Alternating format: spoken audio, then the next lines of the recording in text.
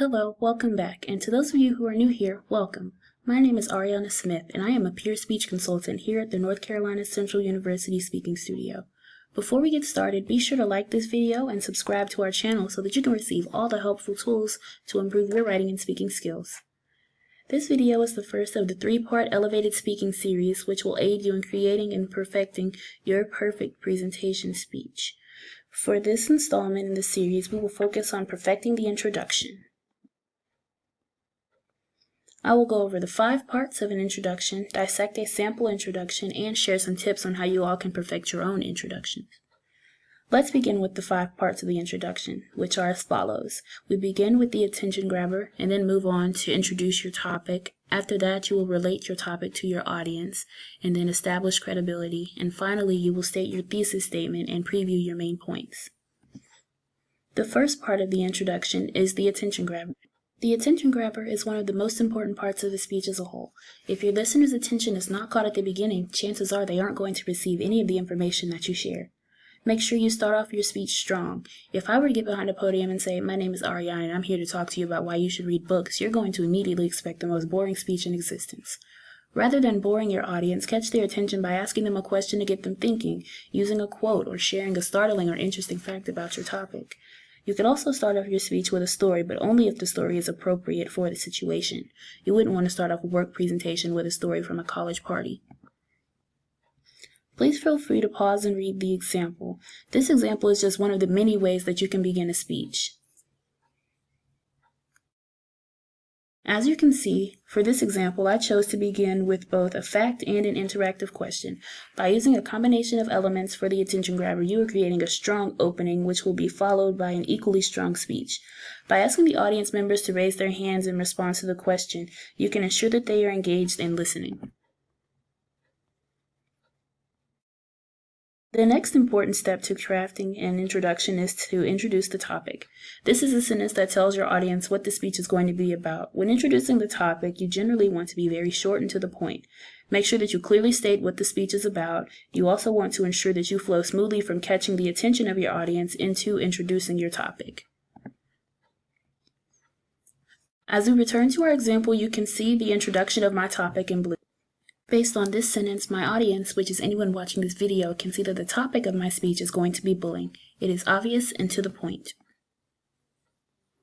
The third part of the speech introduction is the audience relevance. During this part of the speech, you should give reasoning as to why the audience should care about the topic you're presenting. How can they benefit from this topic, or how can they make this information beneficial to others? By explaining why they should care, you are providing your audience with the incentive to listen. This also makes the audience feel as though listening to your speech is worthwhile, and they know their time isn't being wasted. As you can see in the sentence written in blue, this information is beneficial to the audience because they can take steps towards helping bullying come to an end. People that have been bullied will empathize with the purpose of your speech and will definitely be more inclined to listen, which is the whole point of the introduction. The crowd is now also aware of how the information may benefit them, and by the end of the speech, they will know what to do with the information.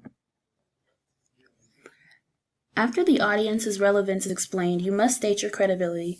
This simply means you must explain why you are qualified or a credible source to deliver this information. The biggest piece of credibility you can have is research. If you have researched the topic that you are presenting, then it shows that you have really put time and thought into your topic. Some other forms of credibility can be certifications, personal experience, or even certain jobs that may relate to the topic. In the example, I chose to use a combination of research and personal experience to show that I know what I'm talking about when it comes to bullying. This will let my listeners know that my information is valid and I have first-hand knowledge of my topic. By using this strategy in your speeches, you can build trust with your audience. The final piece to perfecting your speech introduction is to state your thesis and preview the main points for your speech. The thesis statement tells your audience the purpose of your speech. This sentence will tell the audience if your speech is being given to inform, persuade, or entertain. After you have stated your purpose, you must preview the main points for your speech. These points tell the 3 main ideas for the body of your speech.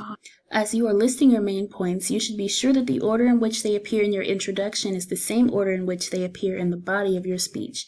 It is best to aim for 3 main points, but definitely have at least 2. Take a minute to look over the example and try to identify my purpose for this speech. If you guessed that my purpose is to persuade the audience to go out and fight bullying, you'd be correct.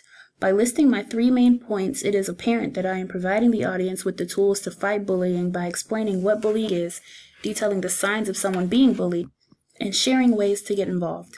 Giving all of this information will help me to persuade people to go out and make a change to help end bullying.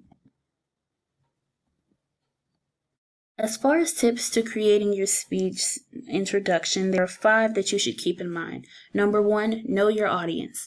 You should create an introduction catered towards whomever you are presenting to. Know what their interests are and what topics are appropriate for them. Also keep in mind where you are presenting this speech. Tip number 2 is to structure your introduction. Think about the order in which all the pieces of an introduction need to appear. Map out what you want to say in an outline so that you aren't scrambling to find something to say when the time comes to begin your presentation. Tip number 3 is to know your topic. Just as you should know who you're presenting to, you should know what you are presenting about. As I stated earlier, your biggest credibility is research. If you don't research your topic, then you don't know anything about it. Pick something that you truly care about and come with evidence to support any claims that you make. Tip number 4 is to engage with your audience. Ask them questions they can answer. This will help them be more interested later on in your speech. You can also include demonstrations that allow you to bring up audience members so that they can physically engage if it's appropriate for your topic. And your final tip for creating an introduction is to make it brief. The introduction should be the second shortest part of your speech, with the conclusion being the shortest. Introductions should not take up more than 15% of the total speaking time. You don't want to overload your crowd with information in the introduction because it will cause you to run out of things to say during the body. And with that, this video has come to an end. I hope that you've learned something helpful to help you create your own introductions for your speeches. And please be sure to like this video and subscribe to our channel for more tips.